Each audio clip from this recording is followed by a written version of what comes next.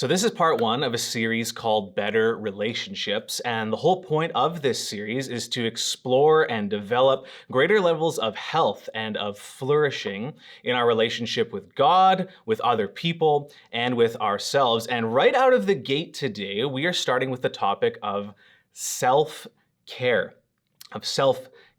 Now, to me, up front, I'm feeling a little bit out of my depth here because this topic has become increasingly large. There's a lot of people talking about it, a lot of different pathways we could go down. And honestly, if you're like me, maybe even those words self-care are a bit cringe to you. So here's an illustration that I heard years ago that's actually really helped me understand life, but also why this topic especially is so important. If we were to picture our lives like a cup, when our cup is full, that represents health. We're rested, we're at peace, we're in sync with God, and we're thriving, we're flourishing in life. But here's the thing though, for each of us, there are things that drain our cup. Consider them like the holes in your life, things that draw from your energy, so that you might have an experience of feeling full, but you're also constantly having this experience of feeling drained. So what do we do with that, and how do we talk about self-care when we're living in a time where there is so much that does drain us? For me, if I were to be honest and I look at the last year, what has drained me most, honestly, is my phone. And the reason for that, as I've kind of analyzed this, is that when I'm on my phone, I am exposed to what other people have and to what other people think. And why this has been so hard over the past year, leading even into this year, is the amount of disagreement and division in relationships. It's honestly, it's exhausted me. If I were to trace what has made me feel the lowest over this past year, it's just the amount of disagreement and an argument that is out there.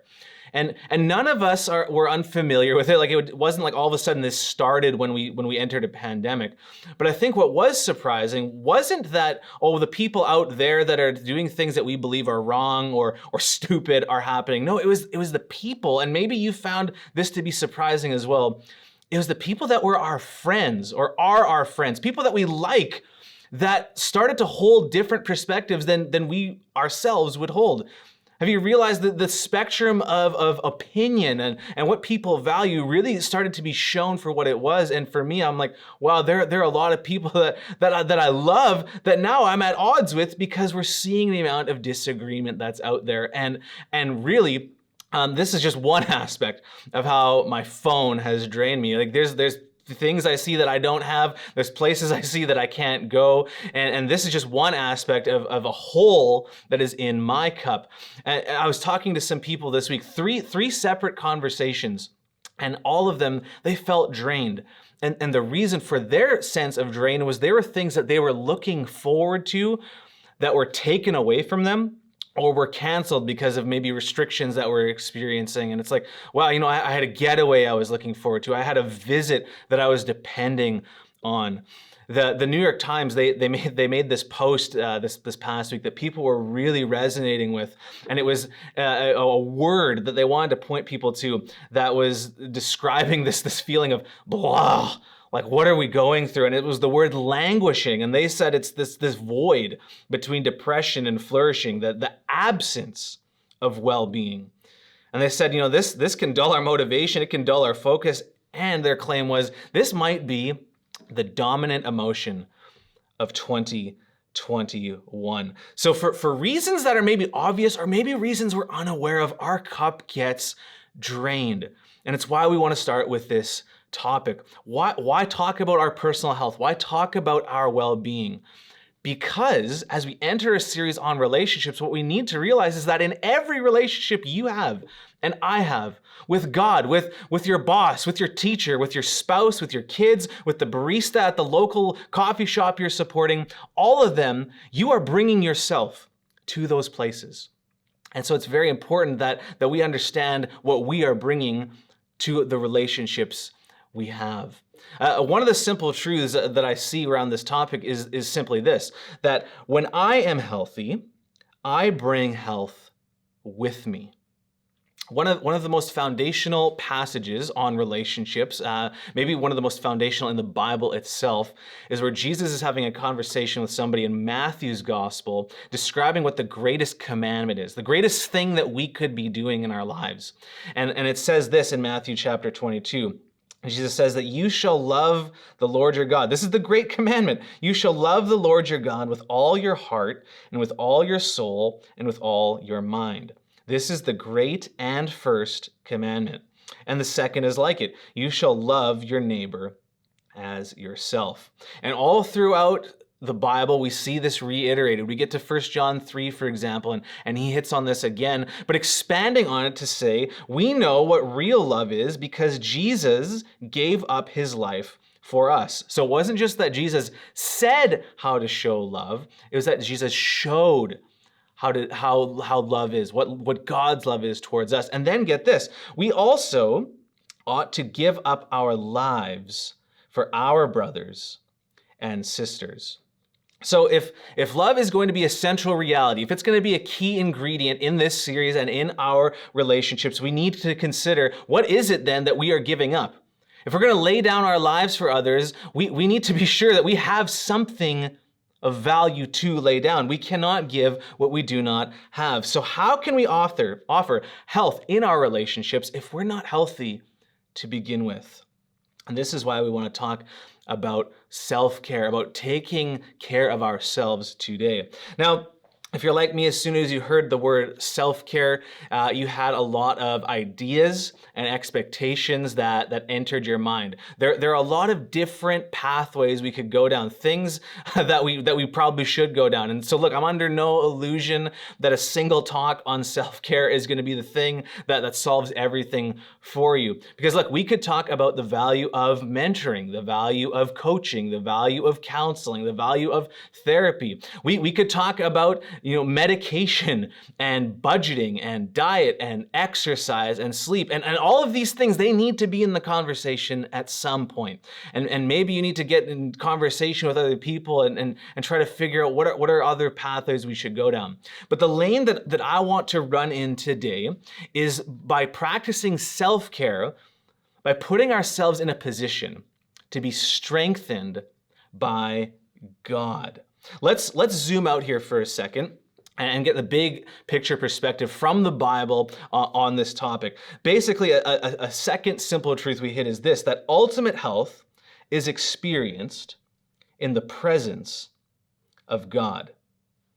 And that statement is going to need a lot of defining and processing. But look, from the Bible's perspective, ultimate well-being is found in God's presence. Ultimate flourishing for humans is connected to God being with us. So don't check out here. Try to track with this.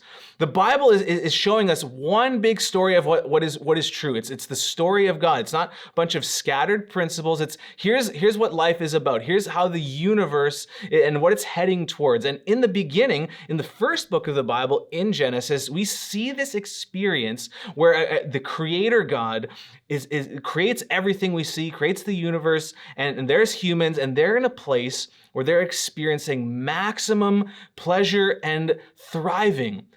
Why is that? Because God's presence is there, because God is dwelling with his people. Now, the story starts at a high point, and then it takes sort of a dark turn when humanity rebels and the system gets broken, and now God's presence is not experienced in the way that it once was. What was good and perfect has now enters into this experience that we're all living today, where there's death and there's disease and there is division, all because of an act that the Bible calls sin. But from that point on in the story, God is at work to once again dwell with humanity, to once again fill the earth with his presence. And this is what's going to bring about ultimate restoration and flourishing, both in our relationships with ourselves and with other people, but most importantly, with God himself. And it's only made possible once Jesus shows up, and he's called, as Matthew 1 would point us to, Emmanuel, meaning what? God with us. This is the whole goal of the Christian good news. So by Jesus' sacrificial death, by his rising from the dead, it sets in motion all of these events that are leading towards the end of time when he comes back. And his presence once again is unleashed into the world. God comes to dwell with man. And as we see in the very last book of the Bible, this is what happens. This is what history is heading towards. Ultimate human flourishing is connected to God being with us. So if that is true, alongside of all these other things that could contribute to our well-being, the Bible is showing us, look, if you really want to be well, you have to see the importance of experiencing the presence of God and receiving from him. So how do we do that? And I want to give us one thing today, one simple truth for this, that we can practice self-care by creating slow motion. Today we're going to talk about the pursuit of personal well-being through developing pockets of slowing down in our routine. This is places where we pause, where we rest, where we're doing something that slows us down to recharge, to refill our cup, so to speak. So let me explain what I mean. If you know me, you know that I enjoy movies, and something that struck me recently is when filmmakers use slow motion, or when you're watching sports highlights and they use slow motion, what they're doing is they're taking a whole bunch of things that are happening at once, slowing it down frame by frame, so that you can absorb all of what is going on. Slow motion helps somebody to curate what the audience is paying attention to. So for example, a couple of summers ago, I'm in a thunderstorm in Alberta, and I set my phone to slow-mo to capture what is going on. And as you can see, it goes from what looked like to my own eyes, just a glow, an instant flash of light in the sky, all of a sudden becomes in slow motion. I'm able to pay attention and see, wow, it's actually all these rapid bolts, zapping across the sky. This leads me to a fourth simple truth. Creating slow motion controls what we pay attention to. And when it comes to our relationship with God and being filled up in that way, paying attention to God positions us to receive from God. This is why we see in places like Isaiah 26, you keep him in perfect peace, whose mind is stayed on you, because he trusts in you. For humans, when our minds are stayed on him, this promise is that there's going to be perfect peace. And in the original language, in Hebrew, this phrase perfect peace is literally peace, which is a literary idiom to kind of duplicate words for emphasis, which in this case is referring to this all-encompassing full embrace of wholeness and peace, the way that God can offer it through our own resolve and determination to focus and trust in him. Doesn't that sound like a good place to start when we're thinking about our own well-being, when we're thinking about taking care of ourselves? See, so much of the panic that I see in myself when I get kind of flustered about what's going on in life, or when I see us as a church maybe feel fearful or anxious or worried or whatever it is, it's because amidst all of what's going on in life, we start focusing on all these storylines from our experience, storylines from the news, and I easily forget what's the main storyline that I'm living in. This is why every time the Bible comes to encourage us and bring us into focus here, it points us to what's ultimately true, the main storyline amidst all of the others. Which is why, speaking of focusing on God and putting our mind, setting it on him, we see a place like Colossians 3, which says, since then, you've been raised to new life with Christ, raised to life in Jesus. Set your sights, other translations say set your hearts or set your minds on the realities of heaven, where Christ sits in the place of honor at God's right hand.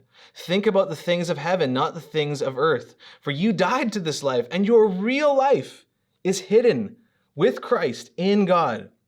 And when Christ, who is your life, is revealed to the whole world, you will share in all his glory. When our cup is drained by the things that we are facing, it is so important that we remember, that we bring ourselves back into focus with what is ultimately true. This is why this talk isn't just about prioritizing, me time, or we're getting some candles, we're making a bath, we're grabbing a glass of wine, we're hitting the couch with a bag of Doritos, as good as those things are to do. It's not about escaping reality. It's about pressing in to the ultimate reality.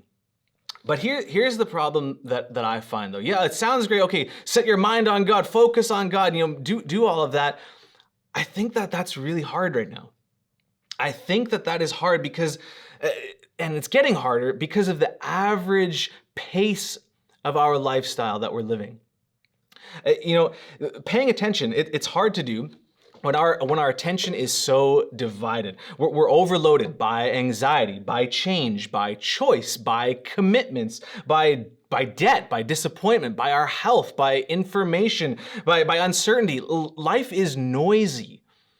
I saw one study recently that said that the average person sees between 6,000 and 10,000 advertisements per day. So that's a lot of stuff coming at you, and combined with all of the overload is also our pace. So there's a pace of life that we often live and maybe even feel proud of at times, where it's like, I'm always busy. I've got a lot to do. I've got a lot to get done. And so the idea of slowing down to be still, to slow down and create slow motion, to focus on God, it's like, I just don't have time for that. And so there's the fast pace, but there's also this fake fast pace where you actually aren't managing your time or aware of your time. Like I have this desk in my house that's been cluttered for weeks, and I see it every day. I walk past it every day and I go, I really got to get to that. I really got to make time to organize that. I really got to get to arranging that. And so the other day I'm sitting there in the evening, and I noticed that I looked at the clock, I had spent a whole hour looking at a single Instagram page, watching videos of sports highlights.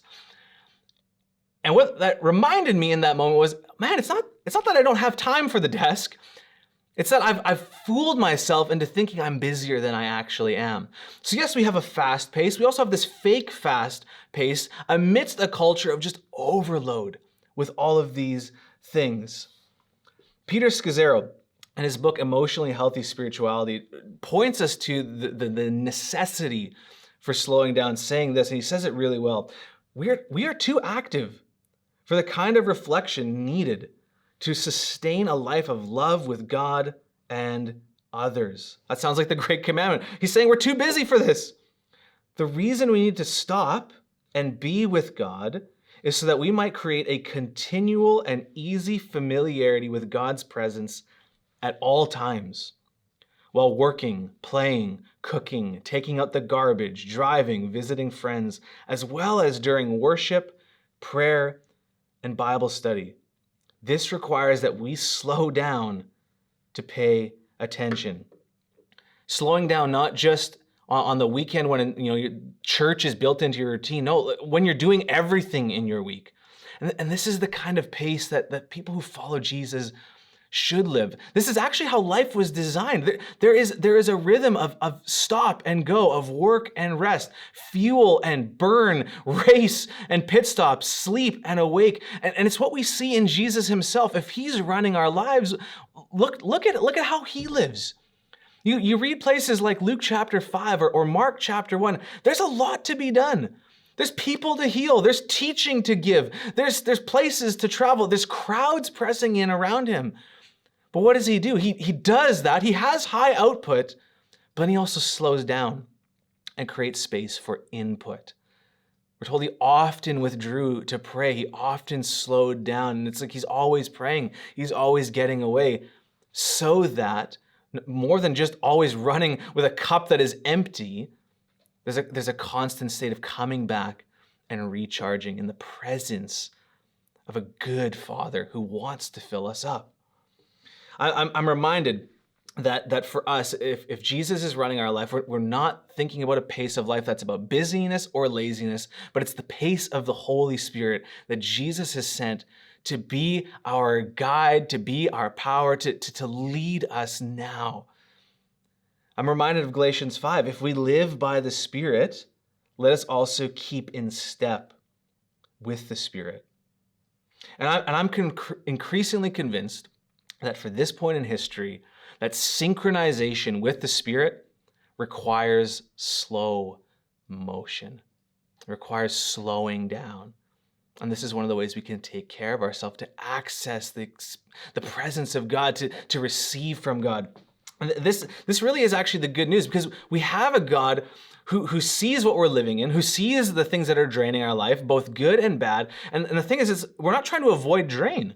Some of it is good, some of it is right, some of it is helpful. But amidst all of that, there's also the need to recharge, to be filled up again. So we go back to our cup.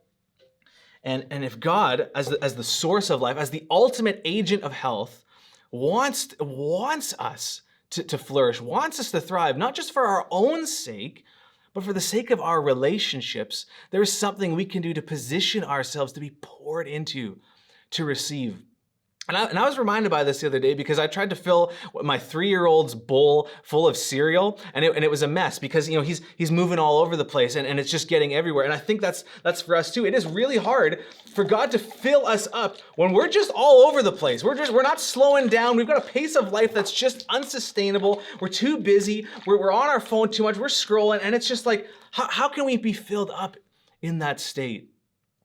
I think what needs to happen, what I want to see myself do more, is I want to see more stillness, creating more spaces in my day and in my week to be poured into, to experience the life that God has for us.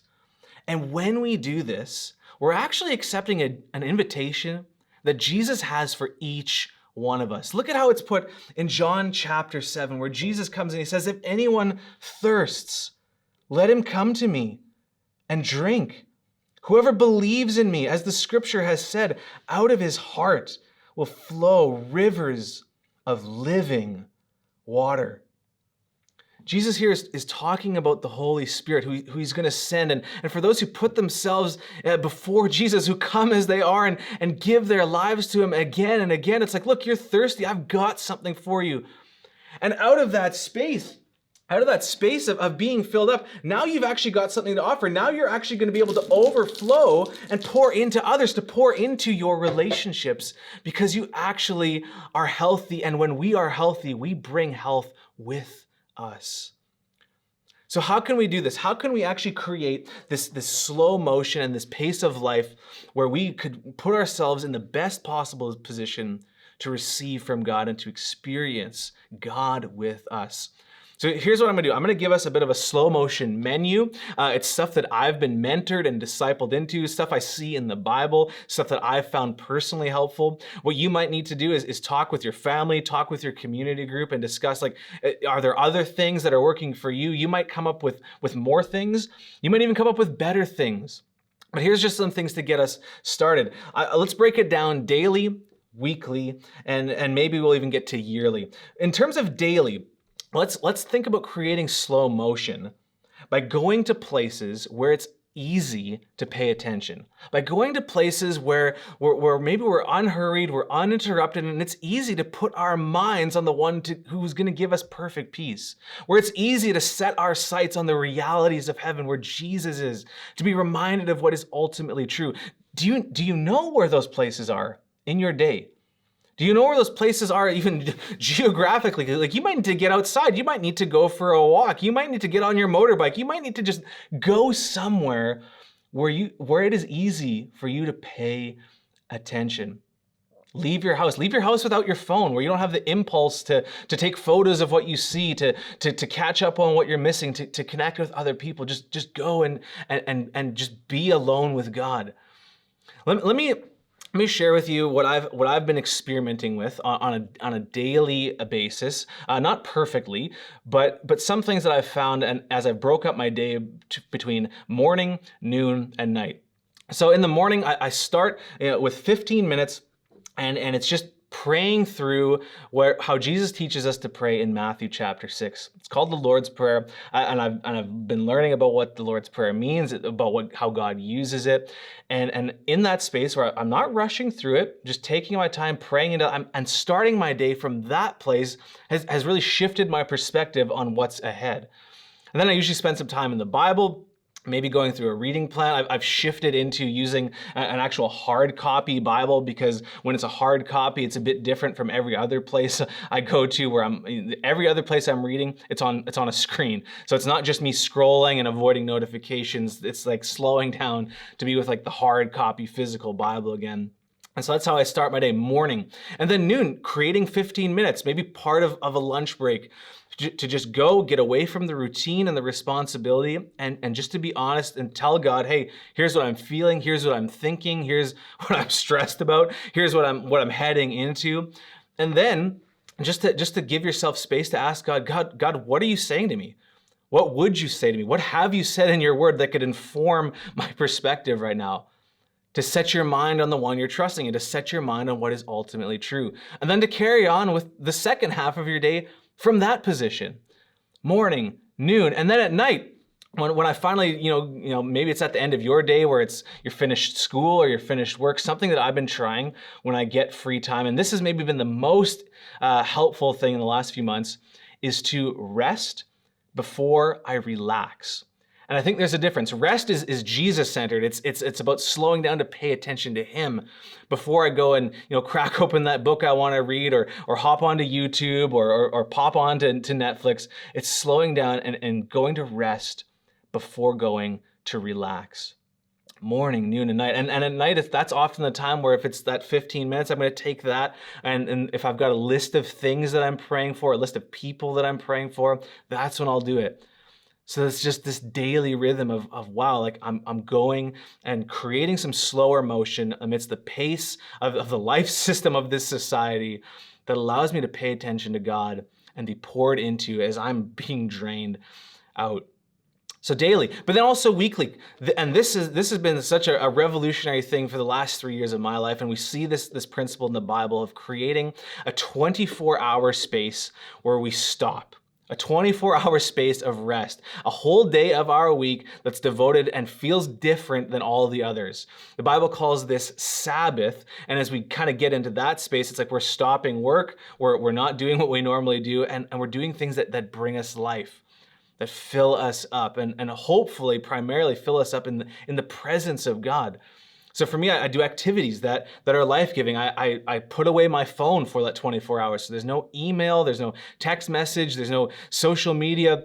I'm really only available to those I'm physically present with, which has actually been a huge gift I've discovered in the last couple weeks here, is like when I'm mentally present, where I'm physically present, when I'm in one place at one time, that has changed a ton in my relationships, especially my relationships in my family, with my wife and with my kids. But find something to fill that space. Just set it aside. And then yearly, a really quick thing that I try to practice, and this might be different for you depending on your work or whatever, is to set aside 2 consecutive weeks to take a break. And if you're able to do this at your work, or somehow, there's studies that show that you don't really hit peak vacation mode until day 8.